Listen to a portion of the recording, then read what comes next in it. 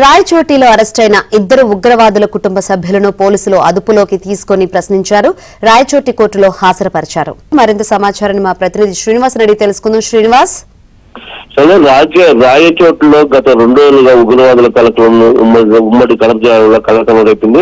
ఈ నేపథ్యంలో ఎవరైతే మొన్న ఉగ్రవాదులు ఇద్దరు అబూ లబక్ సిద్దిక్ వాళ్ళ భార్యని, మహమ్మద్ అలీ ఇద్దరు ఉగ్రవాద భార్యని అంటే సమీము అల్బనీ వీళ్ళిద్దరిని కూడా అదుపులోకి తీసుకుని విచారిస్తున్నట్లు తెలిసింది. నిన్న రాత్రంతా విచారించి జస్ట్ ఇప్పుడే రాయచోటు కోర్టులో పోలీసులు హాజరుపరచడం జరిగింది.